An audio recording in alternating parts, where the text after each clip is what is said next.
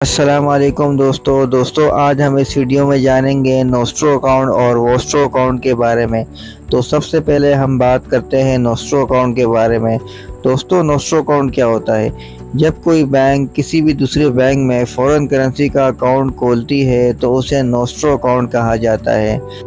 Nostro account किसी भी दूसरी कंट्री में ओपन किया जाता है। यहाँ पर दूसरे बैंक का मतलब है कि दूसरी कंट्री की बात हो रही है।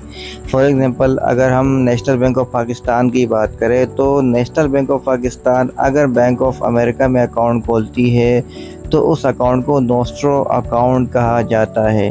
अच्छा, यहाँ पर एक बात तो वाज़ेह हो गई कि जो नोस्ट्रो अकाउंट है वो इंडिविजुअल पर्पस के लिए नहीं ओपन किया जाता। ये जो अकाउंट होता है ये बैंक टू बैंक होता है, यानी कि एक बैंक दूसरे बैंक में अकाउंट जो ओपन करता है उसे नोस्ट्रो अकाउंट कहा जाता है। यानी कि बैंक ही ये अकाउंट ओपन करवा सकता है, इंडिविजुअल पर्सन या कोई कंपनी ये अकाउंट नहीं ओपन कर सकती। नोस्ट्रो अकाउंट को क्यों ओपन किया जाता है? क्यों हमारे कमर्शियल बैंकों को इंटरनेशनल बैंकों में फ़ॉरेन करेंसी अकाउंट की ज़रूरत होती है? दोस्तों, आम तौर पर जब हम कोई ट्रांजैक्शन करते हैं तो हम या तो कस्टमर के अकाउंट में कैश डिपॉजिट करते हैं या फिर उसे के अकाउंट में क्लियरिंग का चेक कर देते हैं या फिर हम उसे ऑनलाइन ट्रांसफ़र करते हैं या फिर ज़्यादा से ज़्यादा हम आरटीजीएस का इस्तेमाल करते हैं। लेकिन अगर हमने कोई पेमेंट दूसरी कंट्री में करनी है, फॉर एग्ज़ाम्पल हमारे पास एक कंपनी है जो कोई प्रोडक्ट चाइना से इंपोर्ट करती है जिसकी वैल्यू $2000 है। अब यहाँ पर जो कमर्शियल बैंक होता है वो क्या करता है कि कस्टमर के अकाउंट से ₹5 डेबिट करके उसे $2000 में कन्वर्ट करता है और उस $2000 को अपने नोस्ट्रो अकाउंट में क्रेडिट करता है और साथ में एक स्विफ्ट मैसेज चलाता है बैंक ऑफ अमेरिका को। यहाँ पर उसका नोस्ट्रो अकाउंट होता है, उसे इंस्ट्रक्शन देता है कि यही मैसेज आगे बैंक ऑफ चाइना में फॉरवर्ड कर दे और उसके अकाउंट में $2000 क्रेडिट कर दे। अब bank of America same as it is इस इंटरनेशनल ट्रांजैक्शन को सेटल करने के लिए बैंक ऑफ चाइना में वो मैसेज फॉरवर्ड करता है और जो बैंक ऑफ चाइना होती है वो उस रेफरेंस नंबर के अगेंस्ट जिस पार्टी को पेमेंट क्रेडिट करनी है उसे कन्वर्ट करके उसकी करेंसी के हिसाब से क्रेडिट करती है।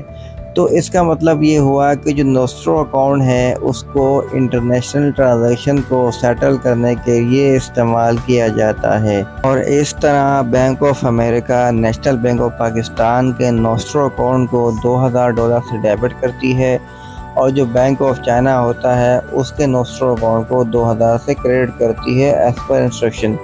और एक स्विफ्ट मैसेज है जो कि बैंक ऑफ चाइना को फॉरवर्ड करती है और बैंक ऑफ चाइना अपने कस्टमर को उस अमाउंट से कन्वर्ट करके पेमेंट क्रेडिट कर देता है।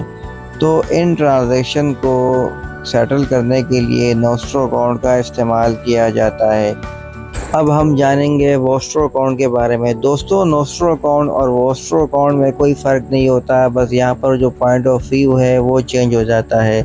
मिसाल के तौर पर जो नेशनल बैंक ऑफ पाकिस्तान है उसका अगर बैंक ऑफ अमेरिका में अकाउंट है तो उसे नोस्ट्रो अकाउंट कहा जाएगा, जिसका मतलब होगा कि हमारा अकाउंट यानी कि आवर्स अकाउंट। लेकिन एज इट इज़ उसी अकाउंट को अगर हम बैंक ऑफ अमेरिका के पॉइंट ऑफ व्यू से देखें तो बैंक ऑफ अमेरिका के मुताबिक वो योर्स अकाउंट कहलाया जाएगा, यानी कि तुम्हारा अकाउंट, और इसी को नोस्ट्रो अकाउंट किया कहा जाता है। तो ये थी आज की वीडियो जिसमें हमने नोस्ट्रो अकाउंट और वोस्ट्रो अकाउंट के बारे में जाना। दोस्तों, अगर वीडियो आपको पसंद आ गई हो तो उसे लाइक करें और ज़्यादा से ज़्यादा शेयर करें और अगर आप मेरे चैनल में नए हो तो आप लोगों से दरख्वास्त है कि मेरे चैनल को सब्सक्राइब करें और बेल आइकन को दबाना ना भूलें ताकि मेरी हर एक आने वाली वीडियोस की अपडेट आप लोगों को मिलती रहे। बहुत बहुत शुक्रिया। अल्लाह हाफ़िज़।